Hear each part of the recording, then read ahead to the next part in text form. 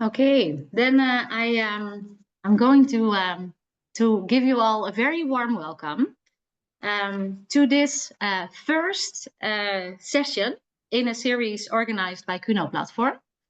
My name is Corinne Lamen. I am the coordinator of KUNO platform since a month, so quite fresh and very happy to be hosting this series. Just a bit of background on KUNO for those of you that are not very familiar with it. KUNO is a knowledge platform by and for the humanitarian field in the Netherlands. So its members are humanitarian organizations in the Dutch field, and the Ministry of Foreign Affairs is also part of the KUNO platform. We have a range of knowledge institutes also. Oh, can you still hear me? Yeah. Sorry, something went wrong with my screen. So we have also a range of knowledge institutes, and the purpose of KUNO is really to share and deepen knowledge across the humanitarian field in the Netherlands. So this means that we really try to broker knowledge, if you can call it like that, but really bring the people across the field together so that we can together make sense of current developments, but also to look forward together. And this is the first, as I said, in a series that KUNO is hosting. The series is called On the Changing World Order and Its Implications for Humanitarian Action. And today we are focusing on the collapse of the liberal world, implications for the humanitarian system, and the future of humanitarianism. This is the first of 4 sessions. The next ones are not yet planned in terms of dates, but we have an outline of what they will be like. The second session will be focused on the current USAID cuts and their impact on the humanitarian system, where we will have Arjan Heenkamp speaking, together with another speaker that is to be confirmed yet. The third, and that session will be late April, so in 3 weeks from now. The third session will be on changing funding dynamics with a specific focus on Gulf states. And there we will have Yannick Dupont speaking with a colleague from one of his Gulf partner colleagues. And then the first, and that session will be mid-May. And the fourth session, will be on localization and the intricacies of localization within the current context. And that will happen in late May. So as I said, dates are still to be defined, but please keep an eye on our website so that you can see when they will be scheduled. Now, today we are focusing indeed on this liberal world order and what is happening there and what does it mean for humanitarianism. And for that, we have 2 excellent speakers that we are really glad to have on board today. I will first introduce both of them to you, and then they will each speak and give their contributions to us. And then after they have spoken, you will be given the chance to go into conversation with them. If you have any questions during their contributions already, feel free to answer your questions in the chat. Please note that we will get back to them after we've heard from both speakers. First we will hear from Polly Pallister-Wilkins, who is an associate professor in the Department of Politics at the University of Amsterdam. And the University of Amsterdam is also a member of the KUNO network, so we're very glad to have Polly here. After Polly, we will hear from Lata Narayanaswamy, who is an associate professor in the politics of global development at the University of Leeds. And we are in for a treat because both are very knowledgeable in the field of what we are going to be hearing. So we look forward to hearing from them. Polly, the floor is yours.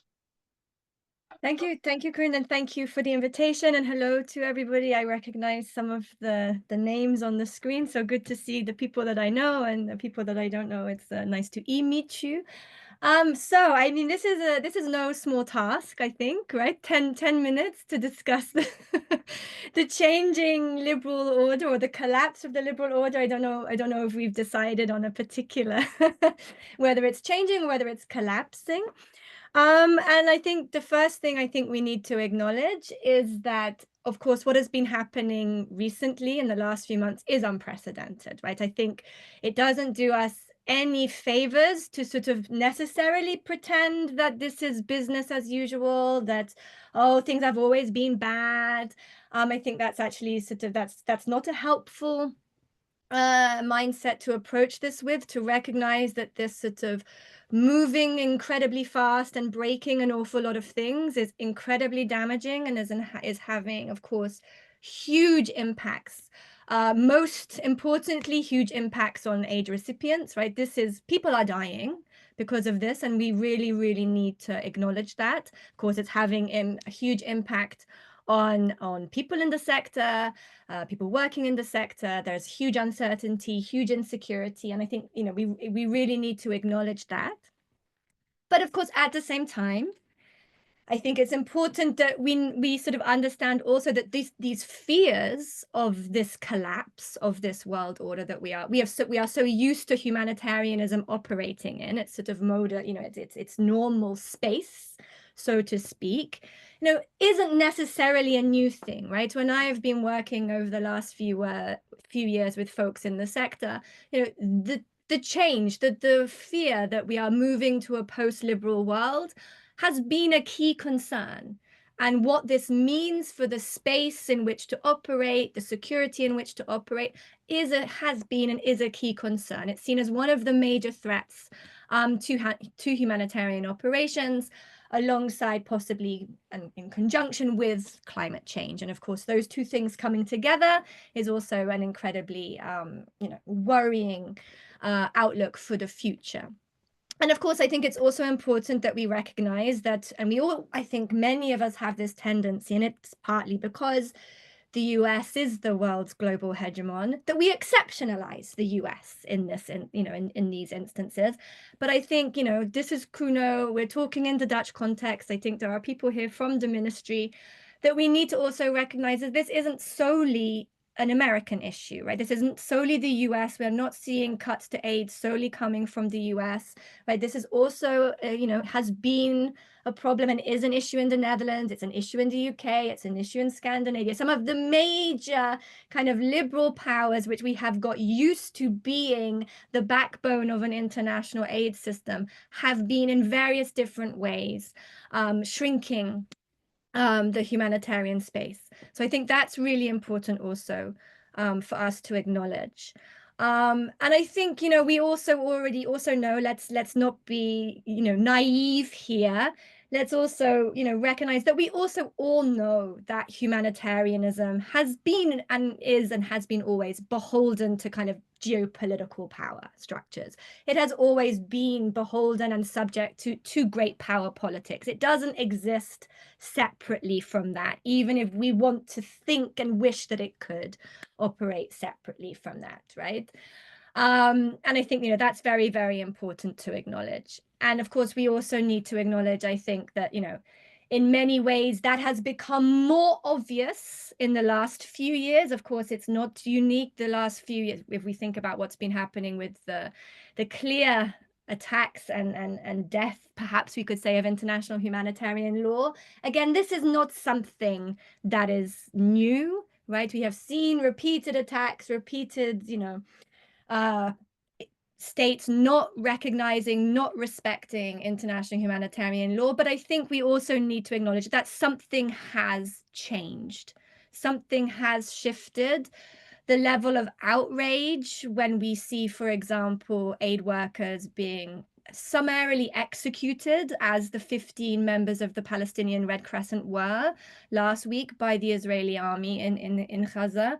You know, the level of outrage that we see from traditional states that we thought were, you know, bastions of supporting an international humanitarian law framework. You know, this is shifting, and we are not seeing that level of outrage and that defense of sort of what we could say called the legal architecture of humanitarianism in the same way. And of course, I think the Netherlands has a particularly important position in that, right, as the home of the ICJ and the ICC. And I think, you know, it's important that the Netherlands maintains that position and perhaps advocates more strongly for a return to that legal order. How am I doing for time, Corinne? 5 minutes left. Oh, okay, that's fine. I felt like I'd been talking for ages. Okay, 5 more minutes. And so, of course, I think, you know, as we know, I think people were, I think, shocked when it was sort of articulated so clearly by the US when we had the collapse of US aid that, you know, oh, you know, without US aid, how is the US going to be you know, how is it going to practice its soft power in the world? You know, people were shocked at this. They weren't shocked at the recognition that aid is soft power, right? We know this. I think we were shocked because the quiet part was said out loud quite so blatantly. In a way, it was refreshing, you know, to have it out there on the table. But I think we need to be very careful. And this is not something unique to how the cuts around USAID have been talked about. We need to be very careful about allowing critiques of aid as soft power to be co-opted by reactionary authoritarians like Trump.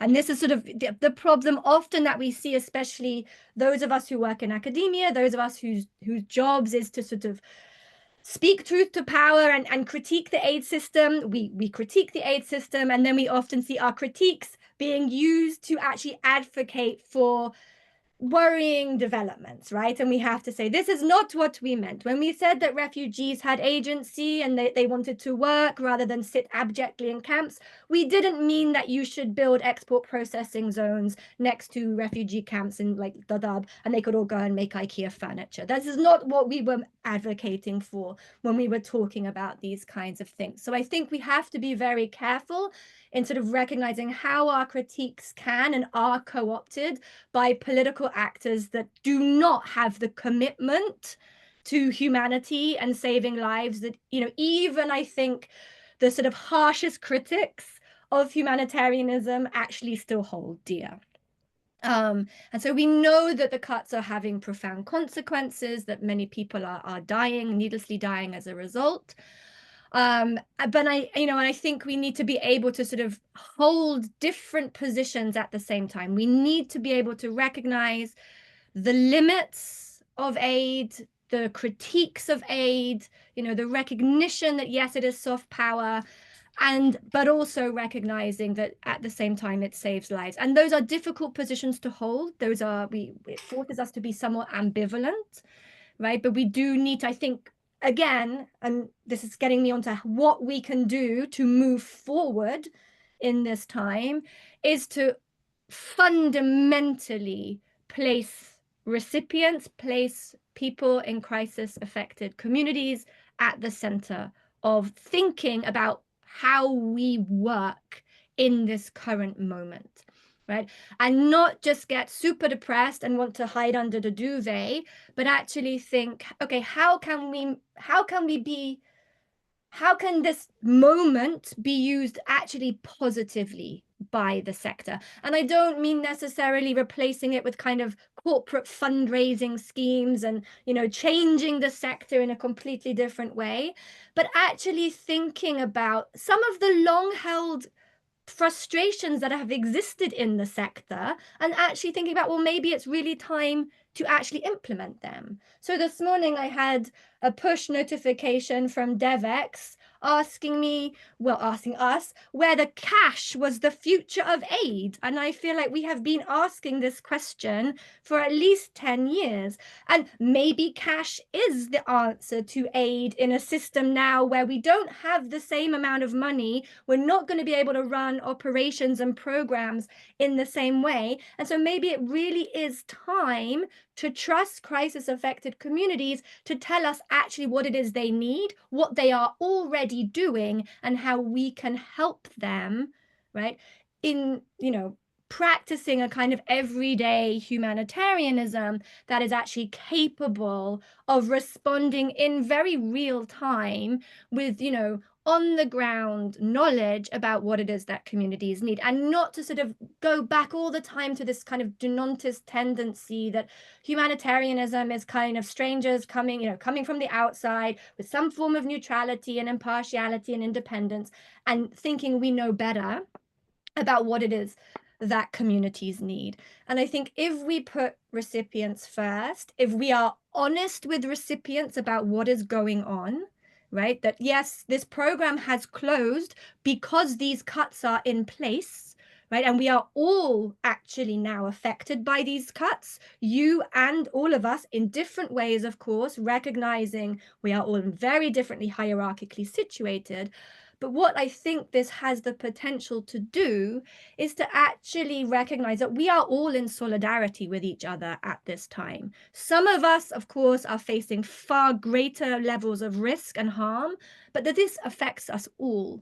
And from that position, I would hope that we could somehow sort of try to reconfigure an aid sector in which, solidarity is the starting point of, moving forward in that sense. And I will stop there. I feel like I've been talking a lot, and I want to hear now what Lata has to say.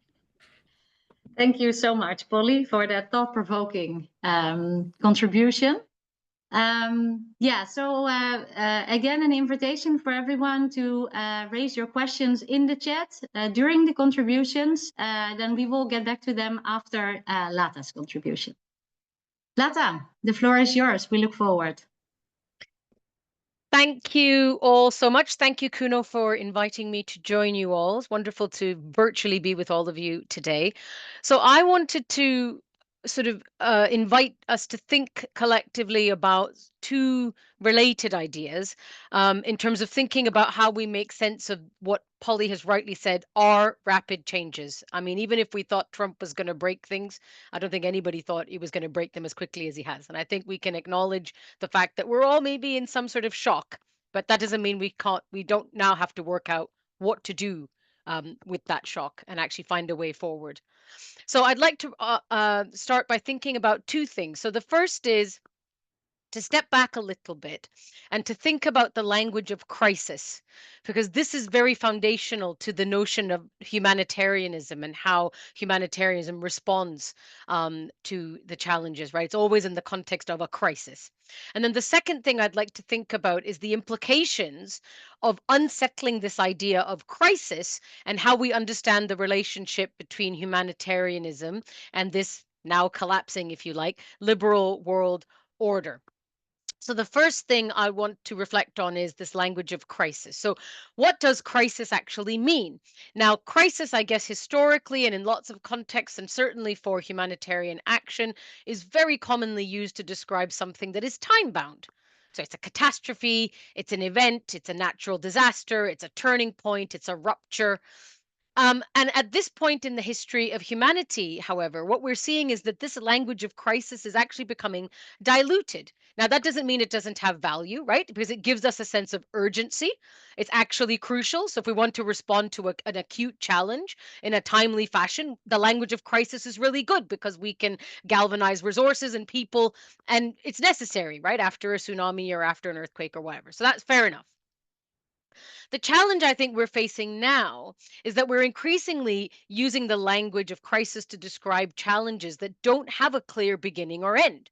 So we've got climate crisis, or we have care crisis, or we have financial crisis.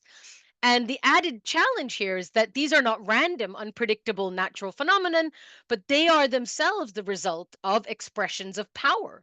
These are crises because of particular decisions that have been made within the systems that we're operating in at global, regional, and national level. So they are in a way manufactured with no beginning and end. So in some sense, there's a danger that the language of crisis itself is being stripped of its urgency. But of course, this also creates particular challenges for the understanding and function of the humanitarian system. So here, I'd like to be able to draw a distinction then, this manufactured distinction that we get. And it tends to be made in the discourse and the practice between the delivery of humanitarian aid, which is quite rightly about, blankets and beds and food and water, fair enough. But so often that is now bleeding into the longer term political change processes. So we get this immediate response, but then how do we decide when the humanitarian action has stopped, quote unquote, and then longer term action to deal with climate change, or to end conflict, or to facilitate resource redistribution? Where does that start? And I would argue that those lines have been blurred for some time. And then in the collapse of this liberal world order, if you like, when I'm going to move on to this question of neutrality, those lines are becoming blurrier still. Because if humanitarian actors are now intervening in ways that are linked with more overtly political processes, then we'll really struggle to reconcile this shift with perceptions of humanitarian action as politically neutral forms of intervention, right? They're designed to operate in context-free ways, right? Nobody is going to argue with the neutrality, or at least a perceived neutrality of like handing out blankets, right? I get that, it's important. But that is a set of actions that is sitting within a wider kind of geopolitical context that now we're seeing laid bare. Obviously, with, as Polly mentioned, the tragic murders of these Red Crescent workers, and actually. It didn't matter that they were humanitarian workers. We're just getting excuses manufactured for why, well, first denials, and then they were actually murdered. So this leads us neatly to consider the second discussion point here, and Polly is amongst the many eminent scholars, as is Silke, who's also in the room with us, who have argued for a long time that this idea of the impartial, neutral humanitarian actor who's operating outside of the fray of the wider politics of crisis has always been a myth.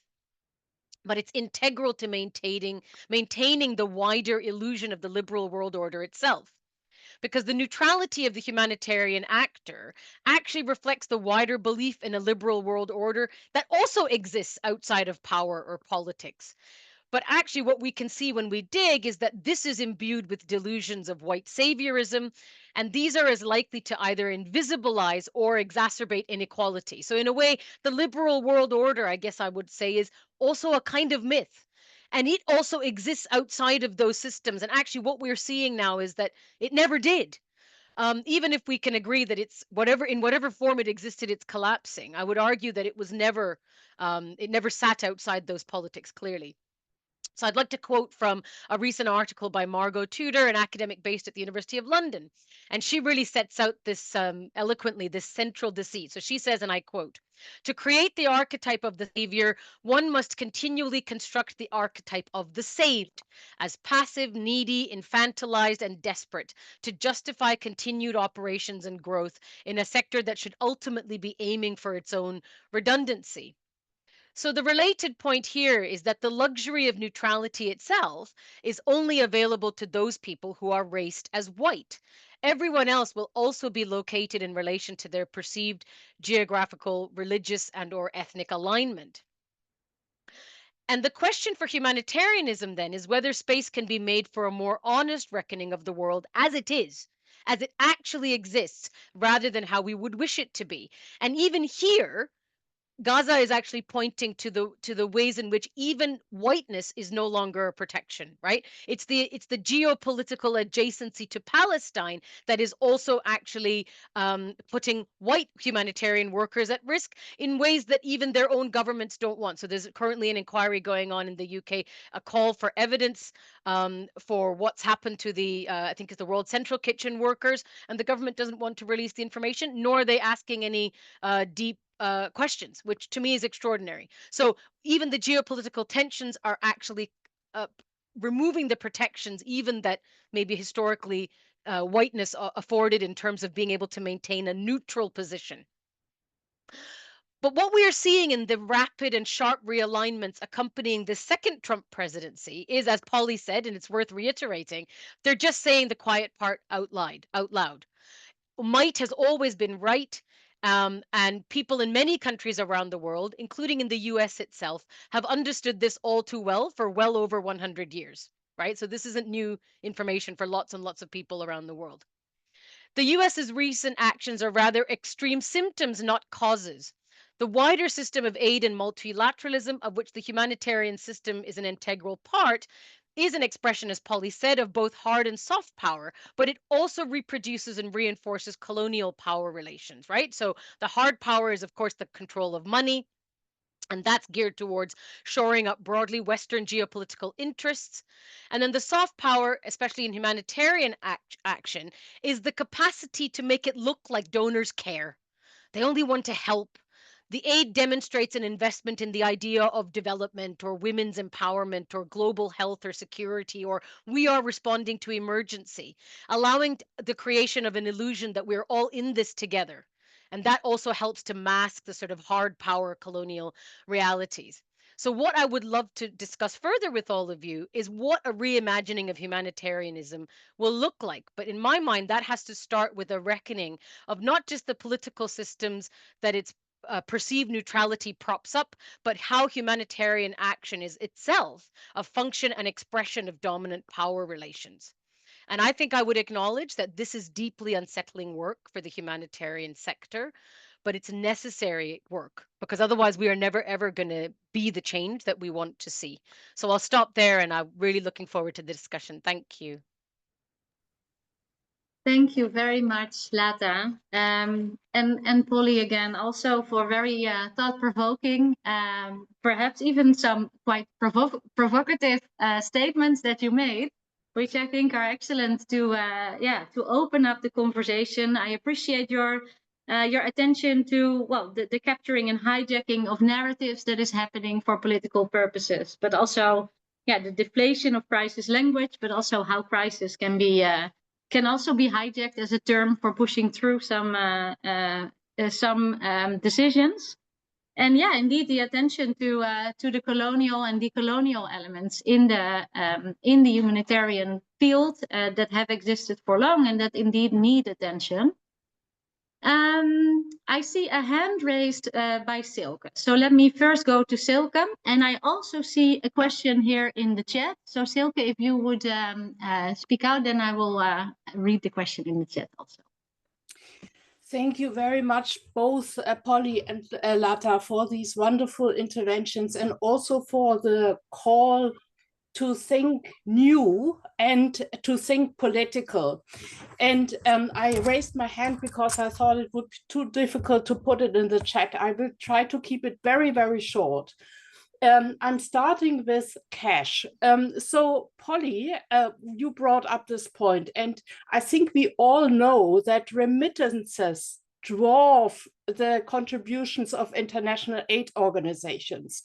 So diaspora networks and remittances are so important. And so the solidarities, and I think it's really important that we connect what is going on over there with what is going on over here. And what we observe in all of our countries is this xenophobic far-right push. And if we could just make a connection between not keeping refugees out, and Polly has written so wonderfully about this, but instead showing the solidarity with refugees in our countries, and in that way strengthen humanitarian assistance through diasporic networks. I think then the point is that it is a combination of rejecting and fighting against far-right movements, and at the same time make politicizing the humanitarian system in a good way. And that's what I want to say. Thank you. Thank you, Silke. And I forgot to ask, would you mind introducing yourself also? Because for some in the room you may be familiar, but for others not, perhaps. Yeah. Okay, I'm a professor of sociology at the University of Southampton, and last year I published a handbook on humanitarianism and inequality together with Vandana Purkayastha and Tobias Denskus, and Lata has a wonderful chapter in it, and Polly wrote a very, very nice endorsement, so I'm grateful to both of you immensely. And years ago, I wrote a book that is called The Paradoxes of Aid Work. So I have always been interested in how inequalities underpin the aid system and perpetuate it, but at the same time, as Polly so eloquently stated, the point is that if people are dying, they need help. So yes, we need to protest and boycott and do all the things that political situations require, but there's also help needed. And so the thing is that I come from a background of social movement studies, that I think it is so much important that there is a dialogue between scholars and activists in different causes. And I will now shut up because I don't want to dominate this. No, thank you very much for that, Silke. Yeah. If you don't mind, Lata and Polly, there's another question in the chat. Maybe we take that one up as well before I hand back to you. I see a question of Amy. Would you mind opening your microphone and stating the question to the speakers? Yes, hi. So this question has less to do with contemporary events, but it came to Sorry, me when, Amy, sorry to disturb you. Would you also mind stating your name and where you are, your affiliation? Hi, my name is Amy. I study at the University of Amsterdam. I actually took one of Polly's classes earlier this semester. I'm studying conflict resolution and governance. And one question I kind of have had before, and I just remembered it again, is how, in general, how do you address the paradox of governments, for example, the US, contributing to a lot of these humanitarian aid crises that we see through, for example, proxy wars or arms sales, and then simultaneously being the ones to fund these aid programs for these regions? And especially linked to the fact that earlier it was said that the sector should be aiming for its own redundancy, but that this all seems a bit, paradoxical. Thank you very much for your question.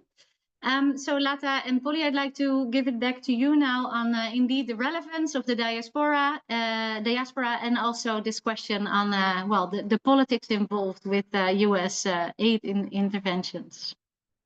And then Richard will come to you after Polly and Lata had a chance to respond. So please also keep your responses brief. Yeah.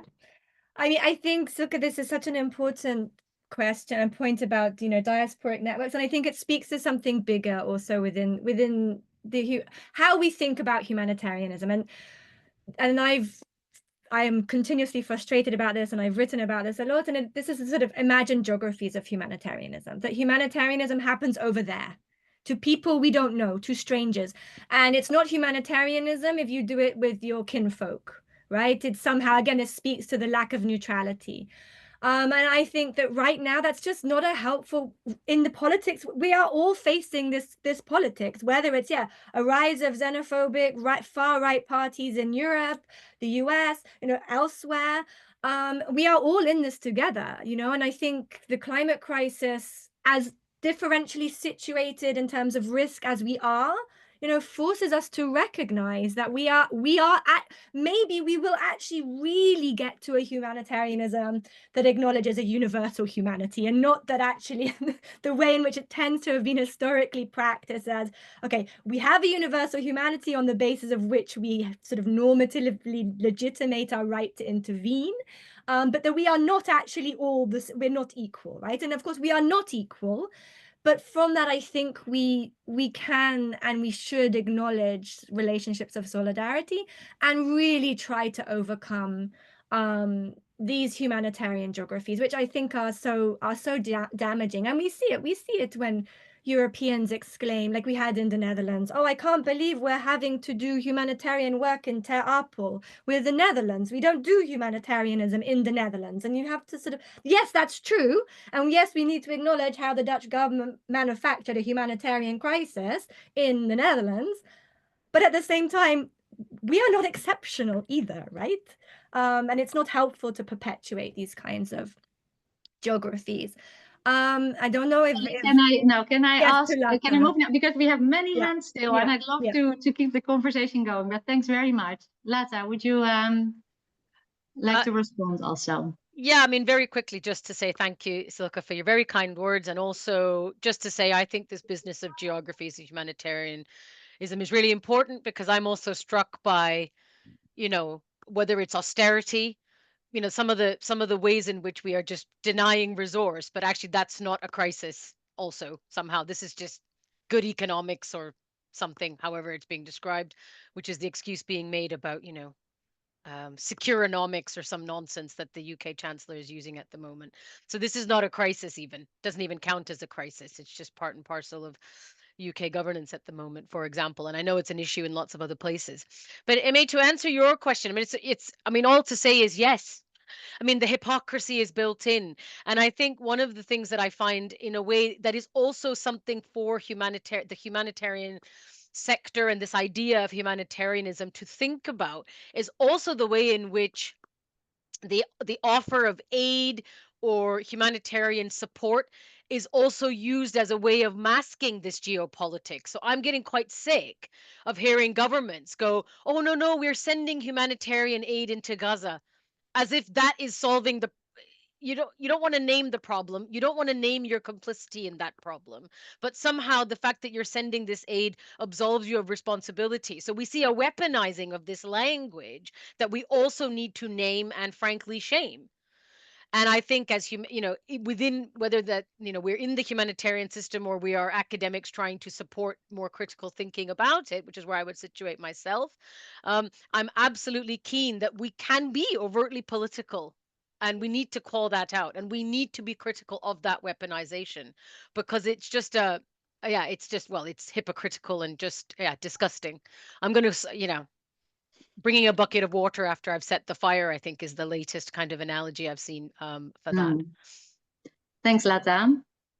All right, we don't have a lot of time left. So it's my very ungenerous, ungrateful task to make sure that everyone can speak. So I'm going to ask Richard and then Radwa, and then Jaap made a contribution also in the chat. To each go ahead. Richard, you are first. This is Richard from Care Denmark, a long-term kind of humanitarian practitioner for the last kind of 25 years or so.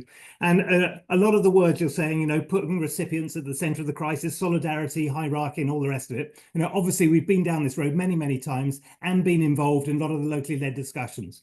One of the kind of drums I really wish we beat a lot more was the starting point for a lot of this change, and where we should be going now is our board of directors. We have to make sure that's the focal point of where the leadership is, and these discussions are made. This is where the recipients should be sitting. This is where people of practice should be sitting, etc. All I've seen for years and years and years is people with a background in some kind of philanthropy, some CEO of some large corporate organization making decisions on behalf of those who serve. So please, put that in the language straight away, change that profile, and we'll make a whole load more quicker change, I'm sure of it. Thank you, Richard. A clear call for a change of leadership, also aligning with those messages. Radwa. Yes, also from my side, thank you very much for this discussion, especially in the humanitarian kind of bubble, because I think those discussions are rare. And yes, I do also share the point that we've been speaking about solidarity a lot in these sectors, but at the same time, also when you look at how things are changing and the shifts, that also we need to rethink solidarity even from below.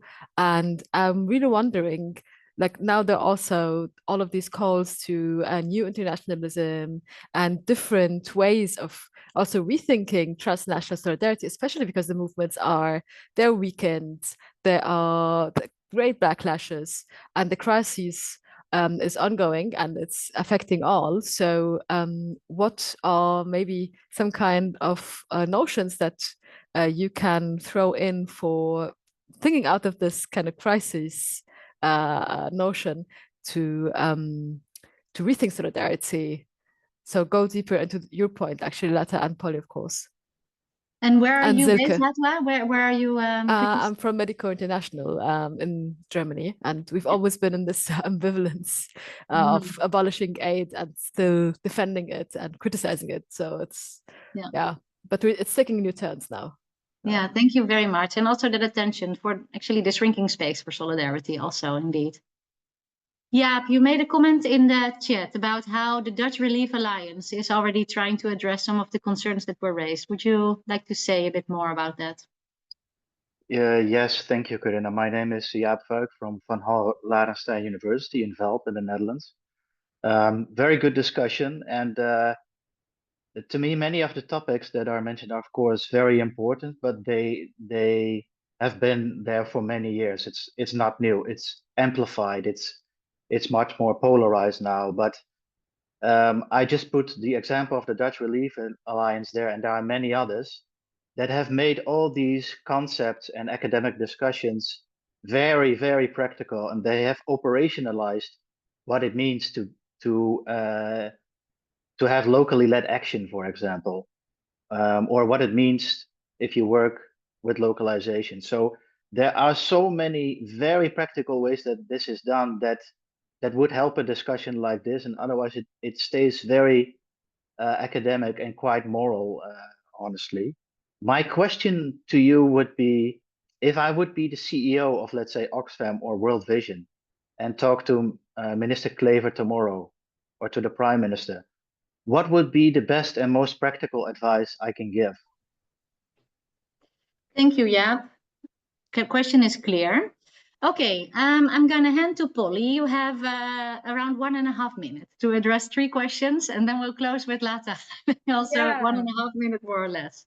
I mean, I think that this really, for me, I think what is so important now, and maybe this is because we are at a particular moment of crisis, is to recognize that we actually, we know how to address this. There have been, again, as everyone is saying, these different reform agendas on the table for 20 plus years, but the implementation is so patchy, if it's not non-existent, right? And I think Richard's point about, changing the board membership of organizations and changing who makes decisions, I think is really, really important. And I think then, if I was to then, speak to the minister, as a CEO of an organization, I would say, and this would probably be, a terrible thing, is that my job should not exist. And how can I actually make my job not, how can I work myself out of a job? Or how can I work myself out of a job in a way that, recognizes still the fundamental need for aid, but with, a recognition that there are all of these other ways of doing it, and how, and, and the Netherlands is at the forefront of sort of reconceiving a lot of these ways. How can we do that then as the Netherlands? Right? Or how can any country do that? And what can the government, in conjunction with the sector, do to actually make that a reality, rather than just to keep talking about it? Because we have been talking about it for 20 plus years, and it's really now time. Like, we can't keep doing this, right? Yeah. No, we just can't. Thank you, Polly.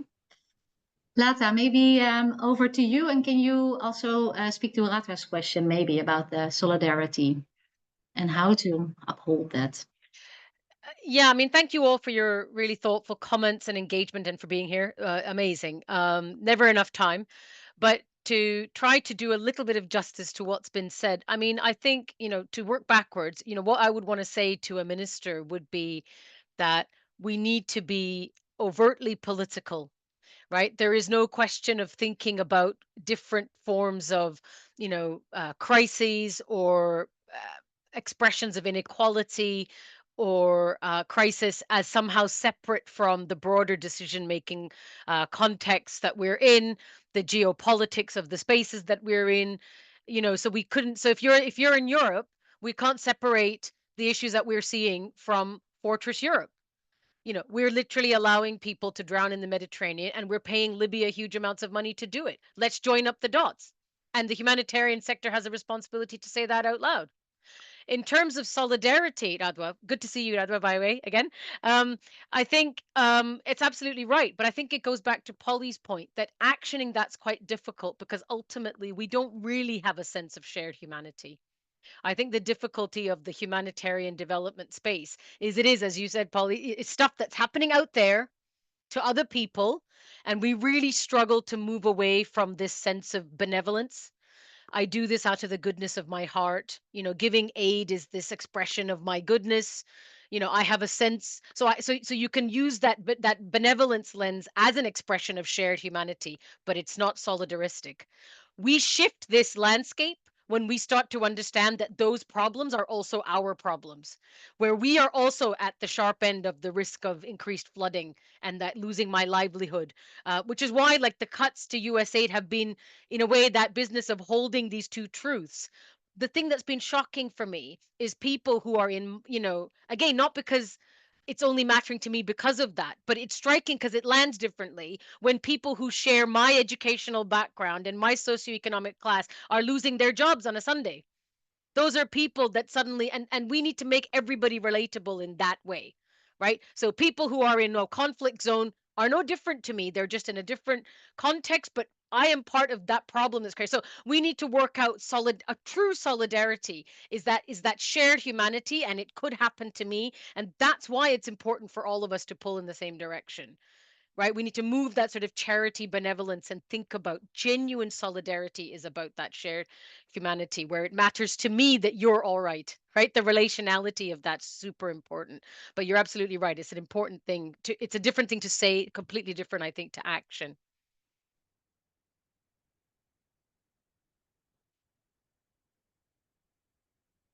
Wait, yeah, thank you so much for that contribution, Lata. And yeah, just I wish we could continue for much longer. I feel we just got going. But this is the concept as we have come up with it. And to respect everyone's time, I want to really thank you from the bottom of our hearts, Polly and Lata, for your contributions. A round of clap of hands. And we look forward to continuing the conversations in our next events. Indeed, check our website and check our LinkedIn. And let's not end it here, but let's see this as a kickoff. Thank you so much for joining. Thank you. Thank you. Bye-bye. Yeah, thank you to everybody. Thank you.